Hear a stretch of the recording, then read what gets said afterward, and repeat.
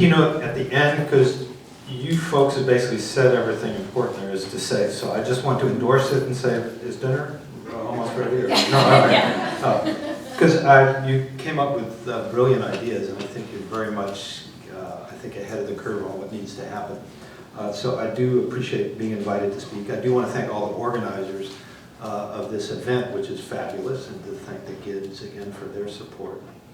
I mean, it's all about building a movement. I talked about this a little bit. We have our annual departmental colloquium, but I mean, that's what you're embarking on, right? Is this sense of a very different vision of what health care should look like, what it takes to create a healthy society, and do you want to be part of this transformative effort to make healthcare something very different than what it has been, that has not led to the sorts of outcomes that any of us would want to see for our society.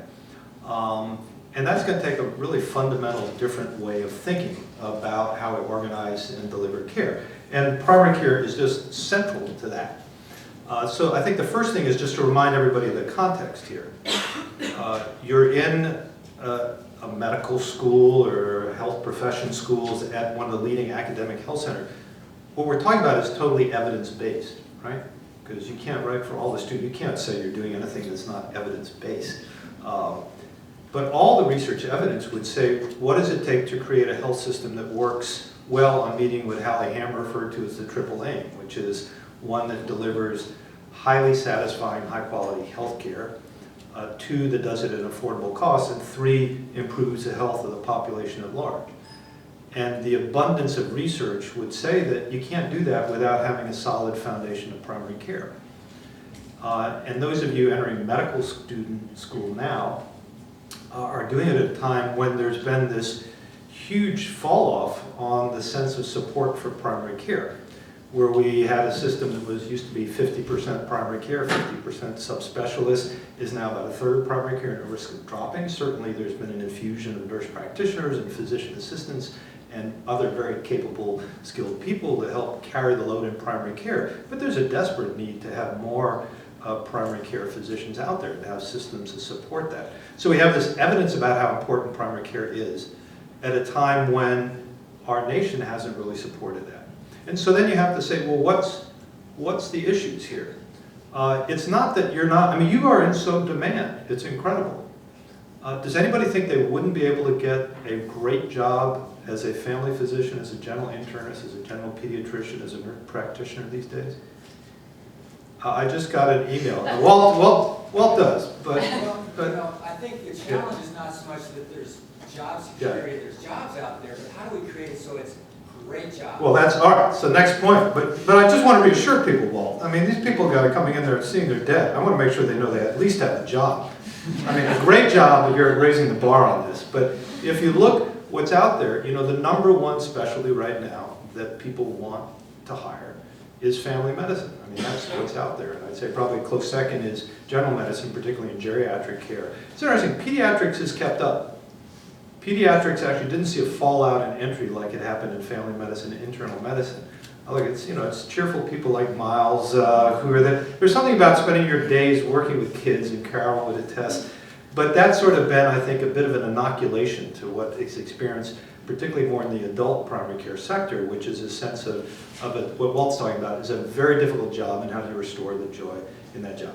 But there's demand out there. So then it gets to what will make it a satisfying career? What does it take?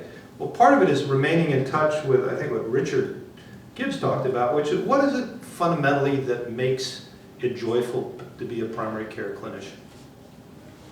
I mean, we're talking a lot about practice transformation, but you could go to public health school or, you know, health management school and deal with just the practice change. So what fundamentally makes it special to do what you're going to do with your life? It's about relationships, right? It's about fundamentally relationships with patients over time in the life course. Whether you're a family physician seeing people from womb to tomb, whether you're a pediatrician seeing kids born and growing up and getting into adolescence and, you know, wishing them well as they enter adulthood, whether you're a general internist seeing people go from adulthood into aging populations. I mean, that's the day-to-day gratification of this. If that doesn't appeal to you, then you're in the wrong field, because that's at the core. So all this stuff about practice transformation is really how do we get back to that? And I think Walt, you would agree, that's what makes it, you want to go to work every day, is the patients you're going to see, for those of you who will do clinical care. And then it said, how do you create systems that allow you to get back in touch with that joy of practice? And that's where this all comes in. So now we have a twofold task, because one, you have to learn as a medical student, as a resident, to be a really good primary care clinician, right? That's a tall order. That's a little bit intimidating when you come in, just all the information you have to master, all the skills. But now we're actually asking you to do an extra job, which it says, one, you have to become an incredibly competent primary care clinician, but you now have to be the agents of change to transform the system so that you will be able to actually do what you want to do to practice high quality, accountable, responsive care in a system that actually works. So that's this great journey we're on now, and that's all the talk of transformation, because it's this broader sense of broad transformation that we have to drive. I've been on the strategic planning process for the UCSF Academic Health Center health system, known as, really the place to come for your tertiary quaternary care. I don't think anybody would say, gee, when I think of UCSF as the medical center, boy, I think mainly of the geriatrics practice as what is up on the billboards. It's the transplant surgeon, it's the cancer specialist, it's what's defined it. But even UCSF, if you're looking at what's on the strategic plan for the health system, it's just replete with mentions of we need medical homes for patients, we need to be accountable for the population's health, a defined population. We actually have to think about costs and practice in a much less wasteful way. So I think even the kind of traditional academic health centers are getting that they're going to have to change the way they deliver care, where primary care is, again, very front and center. You heard from Hallie Hammer what's going on with the Department of Public Health system, John Zaworski, a John Muir system, which is now partnering with UCSF. It doesn't, Richard also said this. This is not just about safety net. It's not just about academic practices. It's about what it takes. You heard Julia Shaver from Kaiser, which many of us think is already ahead of the curve on creating truly integrated systems. But I would guess, Julia, there's room still to go in Kaiser. Kaiser has not fully perfected what it takes to make this all work. I've been told not to say. All right, yeah. And so you have said. So you have said. All right. Look at her tweet, though. Yeah. So there's a way to go on all of it. So that's where we're really looking to you to how do you partner with those of us in medical education. Frankly, it's also beyond. I wanted to say it's not just education; it's the scholarship and research side of this. It's what I've started referring to as what does it take to create an integrated learning health system where you take patient care, you take ongoing education, and you take scholarship applied to improve practice and improve education and put them all together so that you can say, yes, this is actually about being, the ultimate in the academic physician, academic nurse practitioner, academic health professional, because I am trying to weave these elements together so that I can generate new knowledge, apply it to transform practices, and steadily evaluate what we're doing, whether it's in a short PDSA cycle. How many of you have done PDSA cycles, which are, you're talking 2 months from now, I want to know whether this new scheduling system has worked. That's scholarship. That takes research. That takes looking at data, data-driven improvement, or whether I'm looking at a major 3-year project to say, gee, did this move to create a patient-centered medical home in this healthcare system actually mean that patients' quality of care improved, that their satisfaction improved, and that it made it a more sustainable job for those working in primary care? That's all of the scholarship that needs to be done to transform our healthcare systems. So how do we align these better? You guys have talked about, I think, all the ingredients that I already had on my list. Although the first thing that I think needs to be emphasized a little bit more, you need to hold us, people in positions like mine, accountable for assuring that the practices in which you train as a resident, as a student, is a high-performing primary care practice. When you apply to medical school or nursing school or pharmacy school, you look at the rankings, world news, you do this in competitive. But the other thing you should say is, will I be able to learn in an environment that is excelling in high-performing primary care, which has not been classically our strengths in many teaching clinics. I think it was David mentioned, teaching clinics are hard. I mean, nobody would really say, I'm going to do a teaching, practice with 7 clinical FTE of full-time equivalents divided among 100 different practitioners. You know, probably not the way you would set it up, but that's the way of it. Then how do you create those that work well? And that's partly why I think now we're saying we need to get students, and we have to think about this with residents, out into high-performing practices. It's partly why we're partnering with Kaiser more effectively. It's why we have the Gibbs's practice, where people can actually see primary care working and say people are really enjoying their work there. So that's our obligation, but it means that taking our core practices that are the large teaching practices and saying we have an absolute duty to make those high-performing primary care practices. So that's the first thing. Just say we got to walk the walk in our practices, or else there's no way we're going to be able to actually build a community that supports this stuff. Second is, it is seeing learners as what you've talked about as the agents of change. We can't do this without your help, and it is changing the idea of learners from kind of apprentices that are somehow draining, you know, there's a resource expectation, to saying, what can you do to make a difference? And you came up with all these things because, you know, a first-year student can pretty well master health coaching, at least have a good grasp of it, you know, motivational interviewing. I can tell you there's, you know, so that is then a resource where a student can learn how to start learning clinical skills, but being an applied part of that.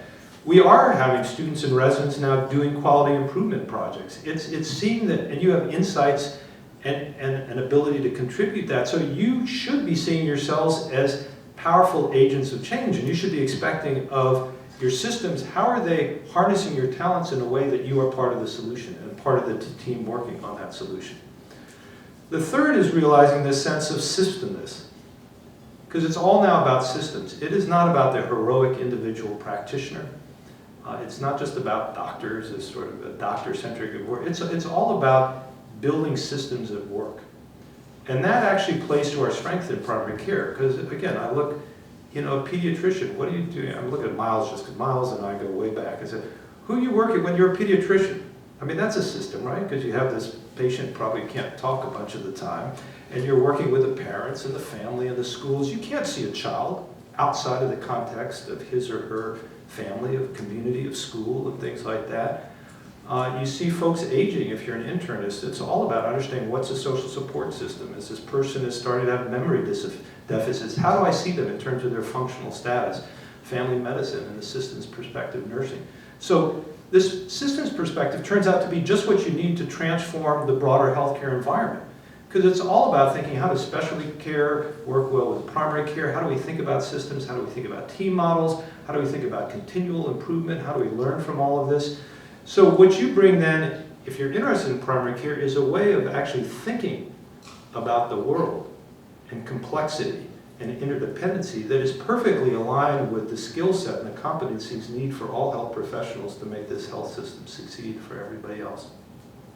So I think that's why I say it. And then the scholarship, it's not just about having a lab at Mission Bay to think that you're a researcher, right? How many of you, did you all have to do like your lab work to get into medical school? Or, I mean, I did.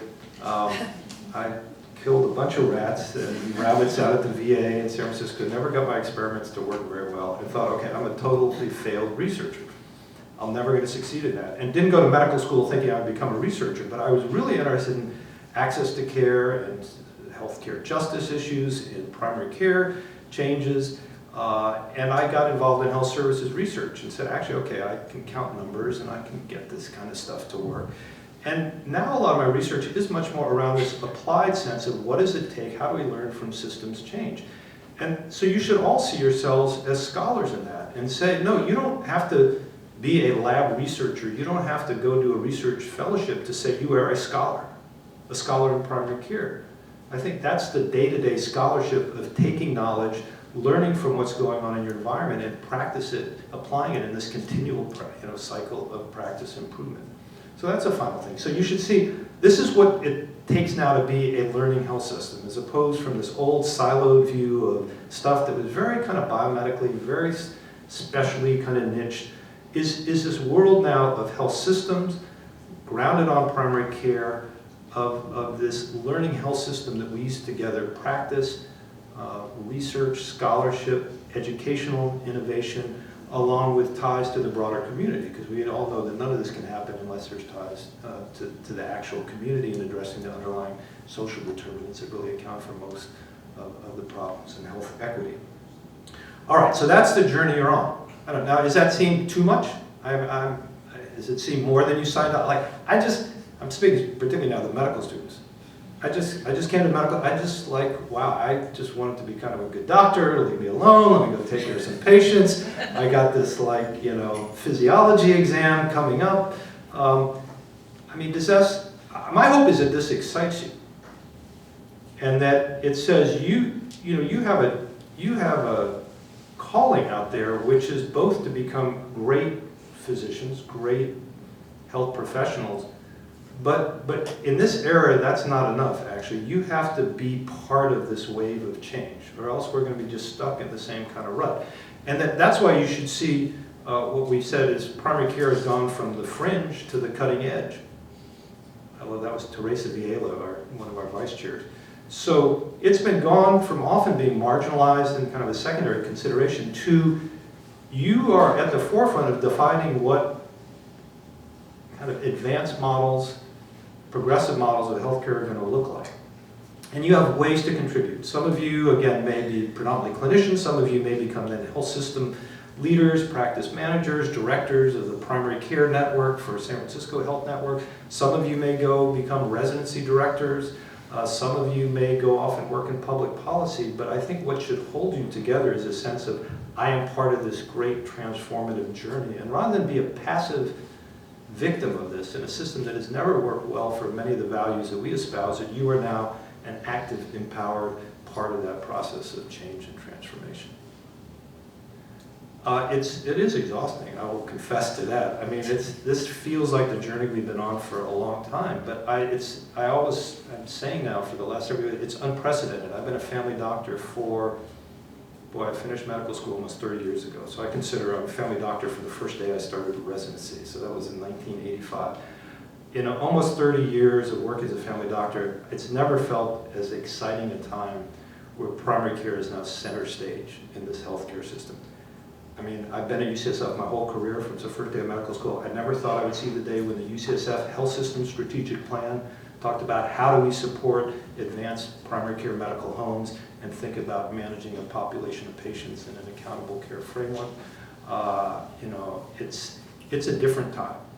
And it's like what George W. Bush said, shame on us, or what was that famous, you fool me once, shame on you, fool me twice, shame on me. But we're all shame. We're just ashamed of George W. Bush, basically. But if we're not ready to step up and lead this and make it succeed, then it really is partly our failure for not having seized the opportunity and really making it what it should become. So welcome to this great enterprise. And it's critical, again, we don't think of practice here, education here, research there, who's really serving patients, who's just learning.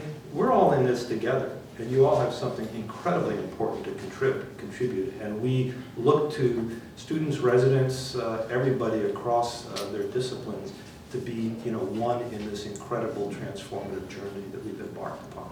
So thanks for joining us. Thanks for bringing your energy here. Thanks for teaching me a lot of things that I learned today about where we need to go and giving some great ideas. I'll turn it back to Beth to wrap things up. Any more? Do you have a moment for questions? Yes, sure.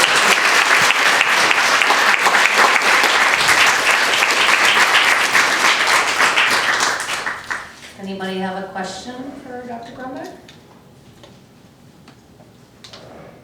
Yes. Can you stand up and shout it out? Sure. All right. I'm Katerina, a medical student. I think as medical students, we don't get a lot of education on what we should be doing to be agents of this change. So what kind of skills or experiences do you think that we should be trying to seek out? Yeah, great question. So people heard this. What kind of skills do you need to be part of this transformative exercise? I think a lot of it is relationship and team-based skills. It's not so much the techniques of quality improvement. I mean, part of it, you should get some sense of, okay, what is a PDSA cycle? Like, have you ever heard of a PDSA cycle? Really?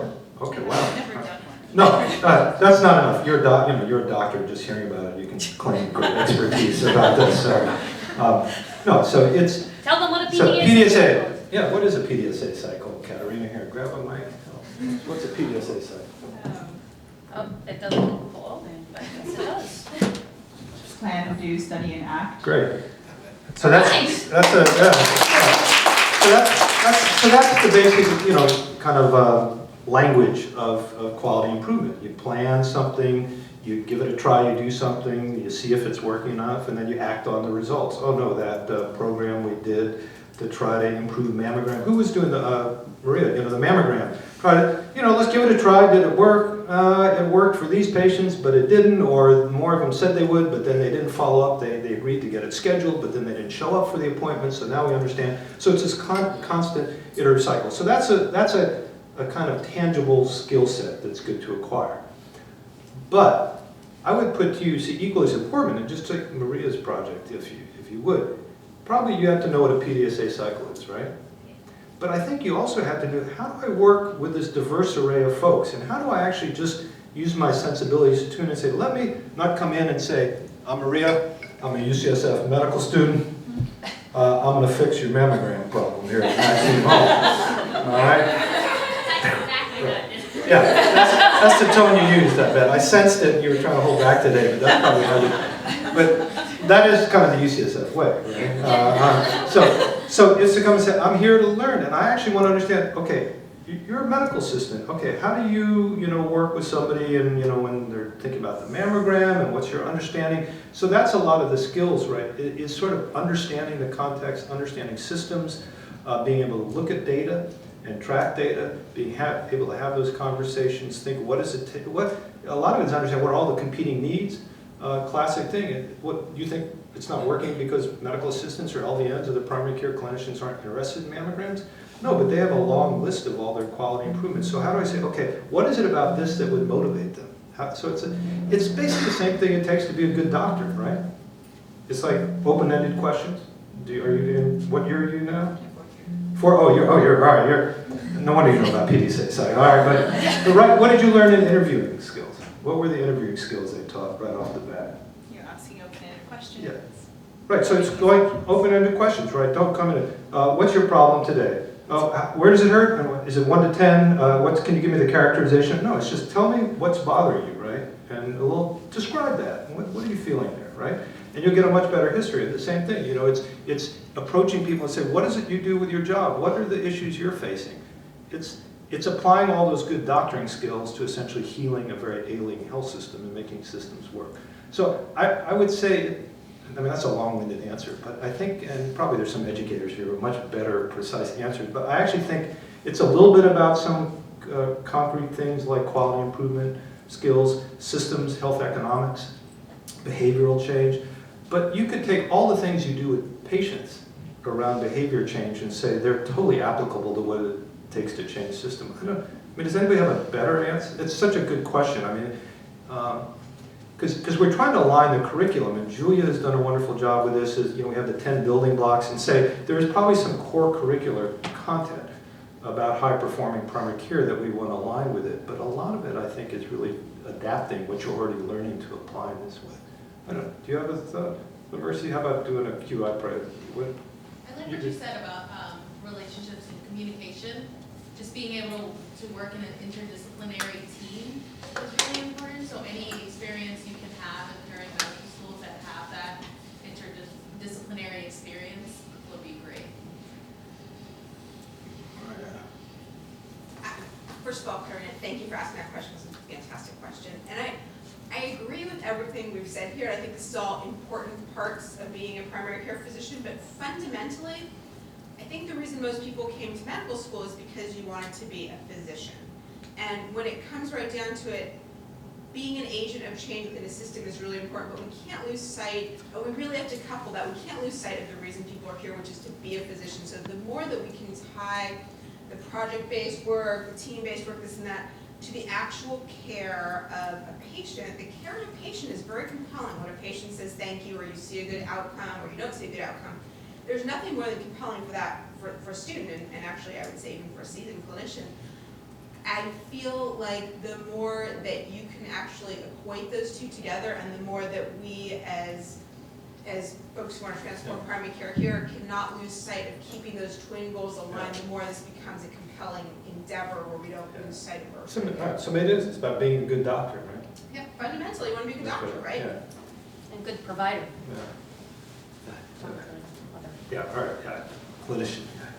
Hi. So my name is Neil Lacroixport, and I'm MS1. So it's actually very somewhat related to the comment that was just shared. Sort of for someone like myself who's just coming into school and starting this journey, sort of are there any words of wisdom that you might have to share in terms of how do we, at the same time, stay true to becoming good clinicians and to our education and main purpose there, becoming a physician, but also, again, at this time of opportunity and bigger systems change, in primary care, how to sort of stay in a way both involved in that, but also sustainable, and also, because I think you mentioned creating a movement, and I think with many movements, the change takes a long time and all this and all that. So how do you sort of any thoughts on that? Yeah, I recommend showing up for your exams. Yeah, so I think many of us on the faculty, that is a little bit of the fear, is to make sure it's Margaret's point. Your still goal in all of this is the bottom line is you have to become a great physician, a great nurse practitioner, a great pharmacist, depending what school you're in. And you can never lose sight of that.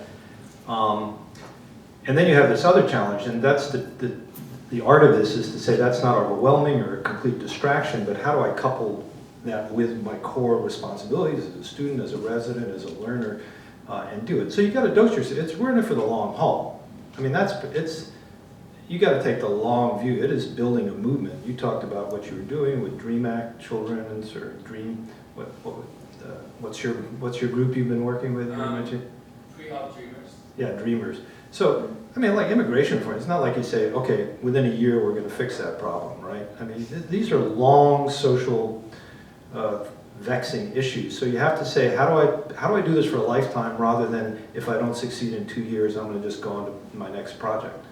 So do see it. And there will be times, particularly not speaking to the students, but I'd say it's true for the residents too. I mean, you forget about it. You're just trying to get through your rotation and put your head down and get through it and things like that. And so I think that's the sense. See this as a long-term movement that you're part of, where there's opportunities to engage. And then as you get into different stages of your career, both as a learner and then as one finishes one's training, there will be different sorts of opportunities that present themselves. But stay engaged, participate as much as you can, be part of these types of activities, but dose it in a way. And then I think, as Margaret was saying, see is still, how do you take your core activities and just push it into this realm so it doesn't seem like you suddenly have two different jobs, but it's all part of becoming a great, in your case, doctor. Does that make sense? I mean, you probably had to do this already now, right? To study for the MCATs and get into school, and there's some rally you couldn't go to because you had to do that and things like that. So that's gonna be the continual tension and things like that. I don't know, Jacob, do you have any thoughts on that? I would just add, I'm not sure if you heard earlier, but in my role as the PCLA fourth year fellow, I'm thinking a lot of how can the Primary Care Leadership Academy support students like you who want to be involved, who are excited to be involved, but don't really know how this behemoth of an institution functions. And it can be complicated. So this is certainly a great opportunity to plug the PCLA, especially because this is an event put on by the PCLA. But that's why we're all here, is that we are trying to build a community that supports this movement. The PCLA website, as I mentioned earlier, outlines ways that students like you, I mean, your question is exactly why I felt passionate about making the website and why the PCLA leaders supported me to do so. And it's because this is a really complicated process to figure out how you get involved in primary care at UCSF, and we're trying to build a roadmap to help you. So one of the things is to just seek out opportunities. Another really important piece of this, which has been brought up throughout the day, is mentorship, is that you're surrounded by medical students, residents, and faculty, among other trainees and staff here, who are passionate about working with younger people or less senior people to kind of think about this journey. So PCLA is essentially trying to be the answer to your question And it's up to students like you to help us figure out the best way to do that. Wow, Wow, nice. yeah. Wow, yeah. Shout out to Jacob on that, really. One more question. Maybe Jacob has had the final Yeah, word. that You know, was that a was pretty good great. So final- bravo, congratulations on this first phase of the Primary Care Leadership Academy, and I think it just as Jacob says, it's to make this doable, feasible, and supportive for those of you who are going to be leaders and followers. You should post that. We're going to post that TED talk on first follower. Has anybody ever seen that, the Dancing Man first follower one? It's a great video, which it takes, because that's what it takes to change, is not just to say you're always going to lead it, but how do you follow when there's somebody moving in the right direction? So Jacob comes up with a great idea for PCLA. How do you support Jacob in doing that instead of saying, oh, no, it's a UCSF way. If it's not my own particular project, then, it's not worth doing. So that's a lot of it, is when you see great ideas out there, people moving in a direction, how do you join in behind them and support them to build a movement rather than everybody just trying to do their own thing? So bravo on all the leaders and first followers and second followers of PCLA to really get this movement and endeavor launched. Thanks for inviting me to participate. Thank you.